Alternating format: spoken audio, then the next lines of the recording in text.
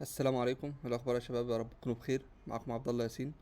هنتكلم النهارده في توبيك اللي هو ازاي احنا نعمل ثيرد بارتي ساين ان ويز، اللي هو ازاي احنا نستخدم مثلا جوجل ساين ان، فيسبوك ساين ان. هنتكلم بشكل عام عن الموضوع، وهيبقى عندنا اكتر من وسيله نستخدمها في الطريقه دي. اول حاجه احنا محتاجينها ان احنا يبقى عندنا بروجكت فاير بيز. طبعا انا كريت بروجكت اللي هو تيست ساين ان ده. انت هتضغط بس على كريت بروجكت وتعمل نيكست نيكست لغايه ما توصل. هو حاليا البروجكت فاضي خالص. بعد كده هنبقى محتاجين فلاتر بروجكت. ده بروجكت فاضي برضه مفيش فيه اي حاجه خالص. هضيف بس فيه الحل لغايه دلوقتي اللي هو الفاير بيز كور والفاير بيز اوثنتيكيشن. وعندنا لو هنستخدم فيسبوك ساين ان هستخدم فلاتر فيسبوك اوس. طيب الخطوه الجايه هنعمل كونفيجر للفاير بيز بروجكت يعني. طبعا احنا هنستخدم الطريقه اللي هي دي اللي هي السي ال اي. ما عادش حد بيستخدم تقريبا الطريقه المانوال اللي هو تدخل تضيف كل حاجه، تضيف الكونفيجريشن مانوال يعني. لو انت بتستخدمهاش امشي بس على الانستليشن دي، وهتلاقي الدنيا معاك بقت تمام يعني. انا هبدا من الخطوه دي لان انا عامل له سيت اب عندي يعني. هاجي هنا و- واقول فلاتر فاير كونفيجر. هيبدا يجيب لي البروجكتس الموجوده. هبدا اختار منها البروجكت اللي احنا لسه عاملينه اللي هو تيست ساين ان. تيستنج ساين ان. هختار اضغط انتر. انا عاوزه اندرويد واي او اس بس مش عاوز ماك. هاجي عند اللي انا مش محتاجه واضغط مسطره سبيس يعني اهو. بعدين اضغط انتر.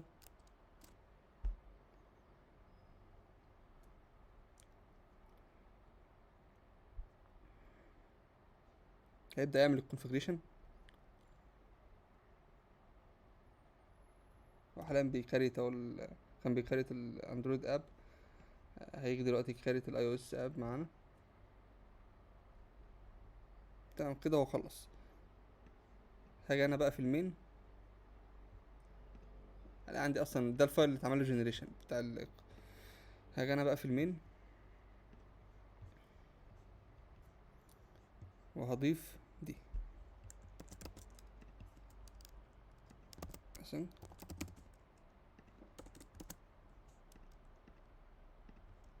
اعمل امبورت الفاير كور والفايل اللي عندنا ده. بس كده انا خلصت يعني. لو رحنا احنا بقى للبروجكت، لو عملت ريفرش،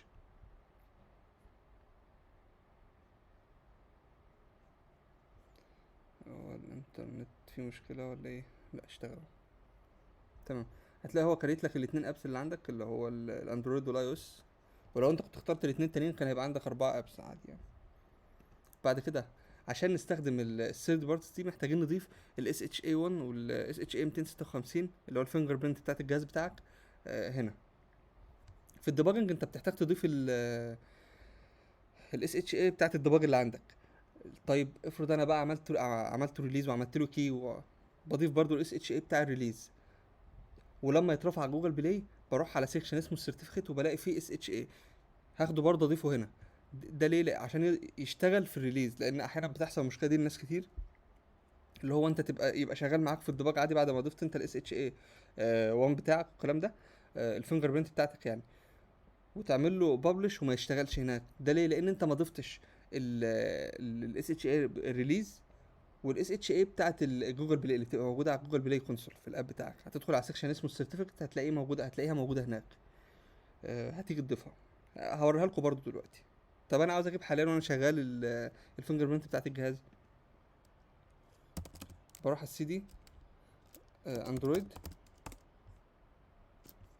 وبعدين رحت فين؟ اه بستخدم الكوماند ده.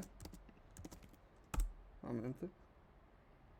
هتلاقيه يبدا يعمل لك حمل شويه داتا بس وبعد كده هيظهره لك.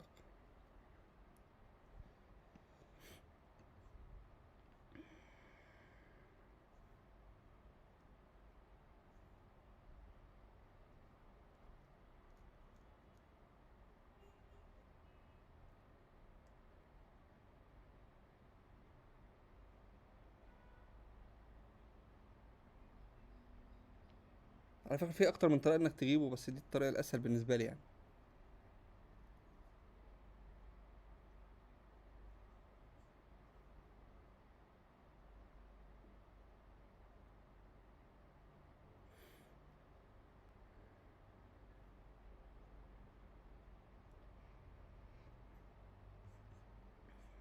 تمام. هتلاقيه ظهر عندك ده اهو، مكتوب كله جنب واحد التايتل بتاعه يعني. هنبدأ نضيفه. سيف. وهنا وده برضه هنضيفه.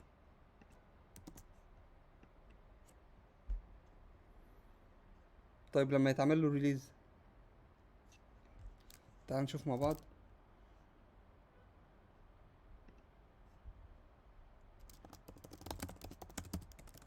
ايه اللي يتضاف عشان يشتغل لما الاب بتاعك يبقى بابلش يعني.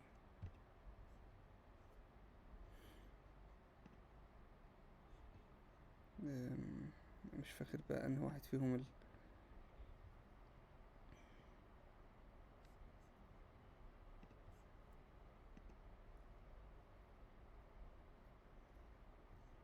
ده developer account اهو.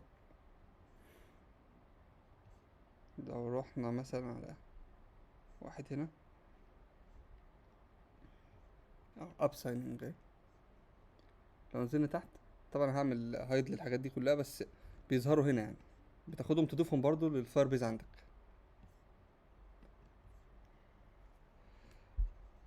كده احنا خلصنا الخطوات الاولى للسيت اب يعني. هنبدا بعد كده على الخطوات اللي جايه، وان شاء الله الموضوع يبقى بسيط.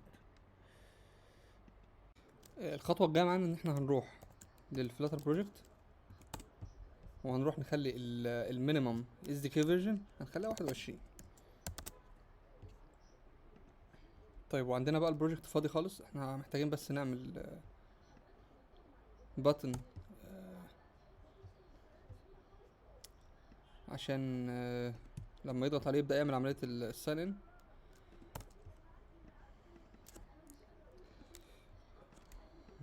ونشيل الفلوتنج اكشن باتن ده. تمام.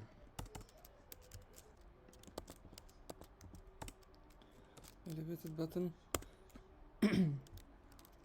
خليه مثلا تكست sign in with Google.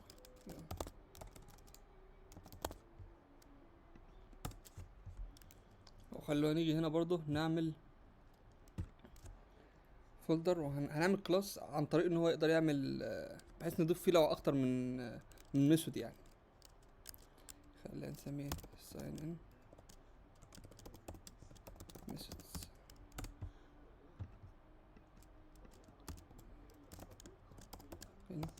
هنا methods دوت دارت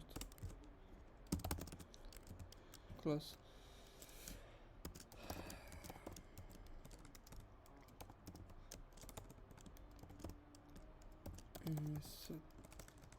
methods من غير حاجة، مش بيز ولا حاجة. هنعمل static، هنخليها static عشان نقدر نوصلها، وانت لما تاخد البروجكت عندك استخدمه زي ما انت حابب يعني. تعال ندخل نجيبها من الموقع الرسمي يعني، وبعدين نشوف. خلي الامبورت دي فوق.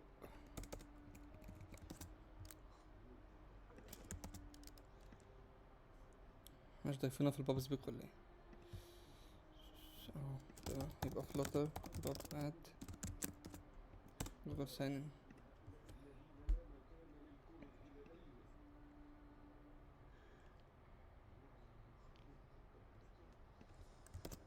تمام جدا.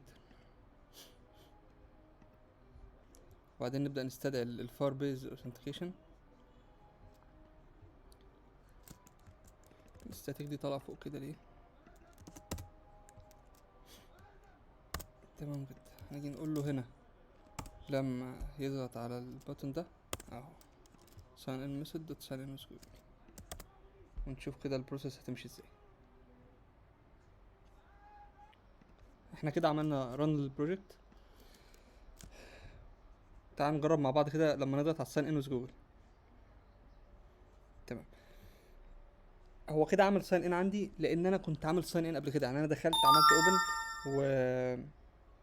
وعملت ساين ان، يعني ظهر ظهرت السكرينه بتاعت جوجل، وعملت دخلت الايميل والباسورد وعملت فيريفاي وعمل ساين ان معايا. خلونا نجرب تاني، يعني خلونا اعمل رن على ايميوليتور تاني.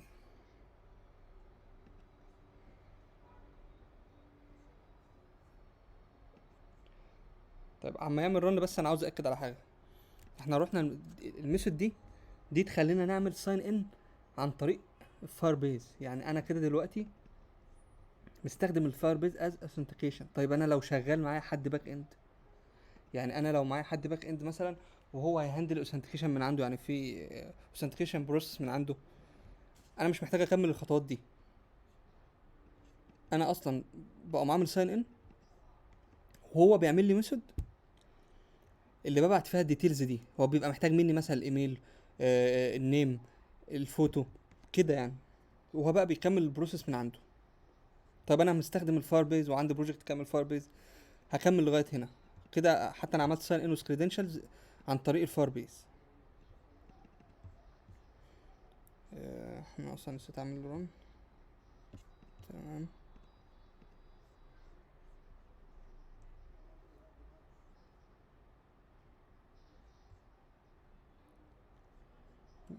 عم اعمل رن برضه، هاكد على المعلومه تاني.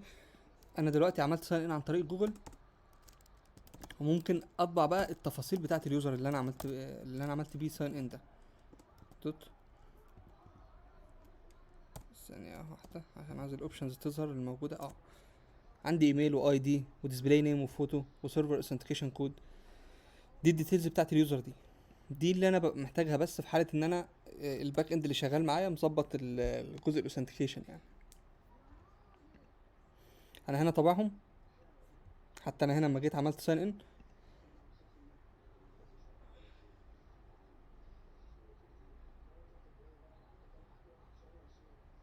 تمام، هيبدا يعمل العمليه.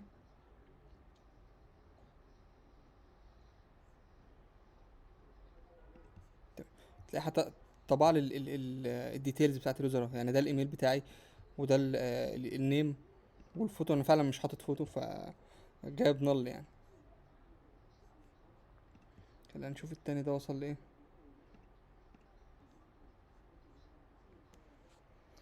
وبرضه هأكد على حاجة، لو انت هتستخدم بقى الفاير بيز اوثنتيكيشن، روح هنا كده. قصدي هتروح على الاوثنتيكيشن وساين ان ميثود، ولازم تفعل الجوجل. يعني انا هنضيف هنا اد نيو بروفايدر، وهتختار بقى الحاجات اللي انت عاوز. يعني لو هتعمل ساين ان عن طريق الفاير بيز بالفيسبوك، لازم تبقى مفعلها. هتيجي هنا وتضيف الداتا المطلوبه دي، وبعدين تعمل السيف. كده هتبقى اتعمل لها انيبل معاك. عملت نفس الكلام مع جوجل. يعني لو جيت عملت ايديت هنا، بس عملت دول وعملت انيبل وقمت عامل سيف. ده عشان اقدر استخدم الفاير بيز اوثنتيكيشن. لكن لو انا لو هعمل جوجل ساين ان على طول مباشر ومتظبطه مع الباك، خلاص الموضوع مش محتاج الجزئيه دي. تاني اعمل رن. انا حاليا شغلت ايميليتور تاني، مش ما كنتش عامل بيه ساين ان عشان تظهر الفورم كامله بتاعه الساين ان. هنبدا ندخل.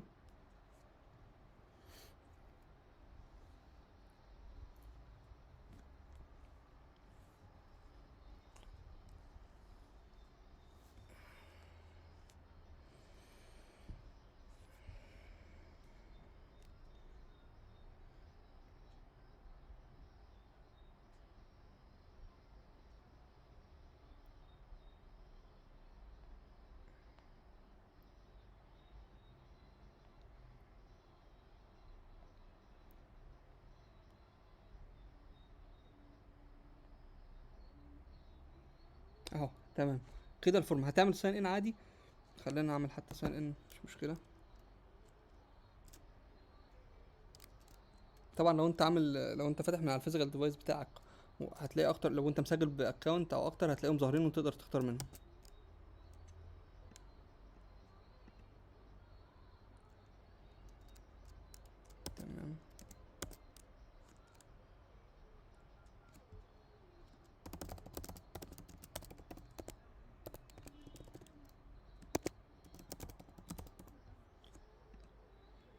نيكست.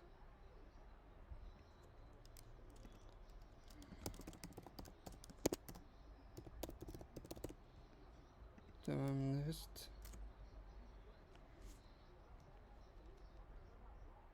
هيبدأ يقول لي اعمل فيريفاي.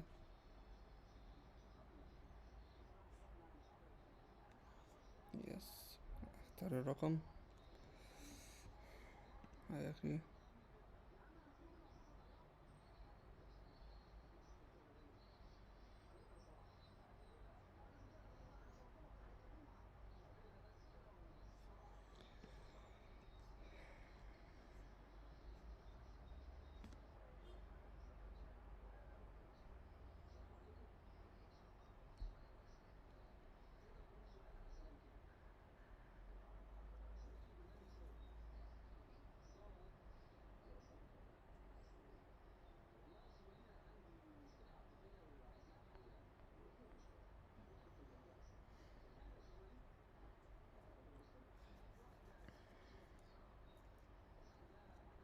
ما اعرفش هو طول في الداونلود ليه، بس هو ما طولش معايا كده اول مره يعني.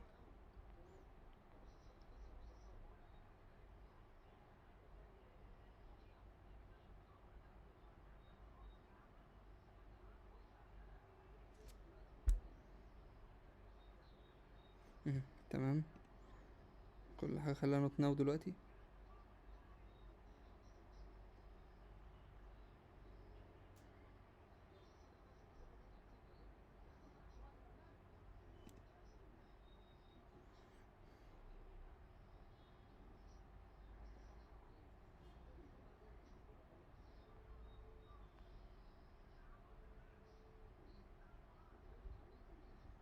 اكسبت.